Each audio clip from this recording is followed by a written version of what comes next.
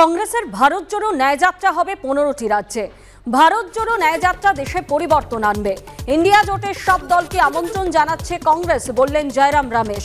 মুখে বলে দিলাম সবাইকে চাই, যার যেখানে শক্তি তাকে কতটা সম্মান দিয়ে আমন্ত্রণ, এগুলোও নির্ভর করবে। প্রতিক্রিয়া কুণাল ঘোষের।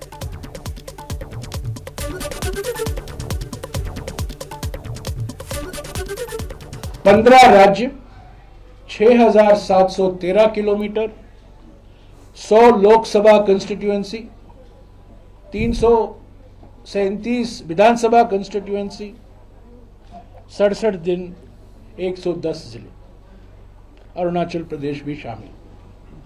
भारत जोड़ो न्याय यात्रा 2023 में और 2022 में भारत जोड़ो यात्रा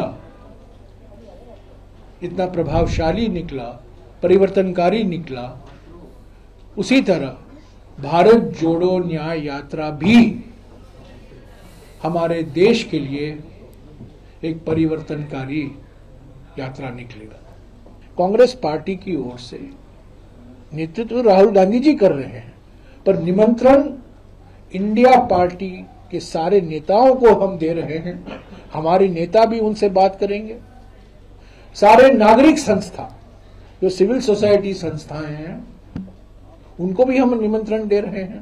मुखे बोले दिलाम सबाइके चाই, किन्तु সেখানে যার যেখানে শক্তি তাকে কতটা সম্মান দিয়ে বাস্তবতার উপরে দাঁড়িয়ে আমন্ত্রণ, রূপরেখা তৈরি কর্মসূচির, তো সেগুলো তো এরপর নির্ভর করবে। ফলে ওনারা আমাদের সর্বোচ্চ নেত্রী মমতা বন্দ্যোপাধ্যায়ের সঙ্গে কথা বলবেন, তারপর দেখা যাবে কি হয়।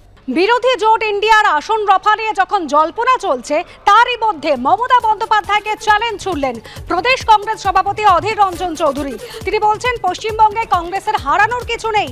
বহরমপুর, মালদায় কংগ্রেসকে হারাতে পারলে রাজনীতি ছেড়ে দেব। আপনি নিজে লড়ুন, বহরমপুরে কত ক্ষমতা আছে দেখব। তৃণমূলকে হারিয়ে পরপর দুবার বহরমপুর, মালদায় জিতেছে কংগ্রেস। বাংলায় 2টি আসন দিয়ে অসম, মেঘালয়, গোয়ায় আসন নিতে চাইছে তৃণমূল কংগ্রেস। আপনার দয়া দাক্ষিণ্য নিয়ে কংগ্রেস লড়বে না বাংলায়। বাঁচতে গেলে কংগ্রেসকে আপনার প্রয়োজন মমতা বন্দ্যোপাধ্যায়। তৃণমূল নেত্রীকে একেবারে খোলা চ্যালেঞ্জ প্রদেশ কংগ্রেস সভাপতি। পশ্চিমবঙ্গে কংগ্রেসের হারানো কিছু নেই।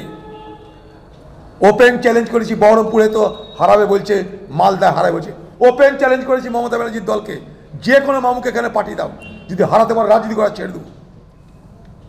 আসুন, আপনি নিজে আসুন।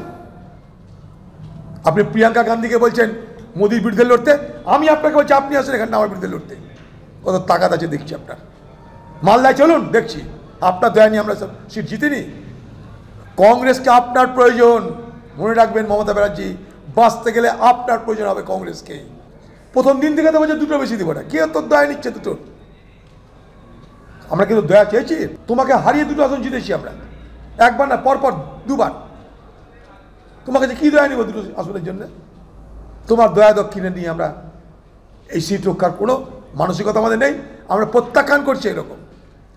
আমাদের 2টো সিট দিয়ে সে আসামে 4টে সিট নেবে, ওখানে 2টো সিট, মেঘালয়ে, গোয়াতে সব সিট নেবে সে। ভিতরকার খবর তো জানেন না। আমাদেরকে দয়া করছে,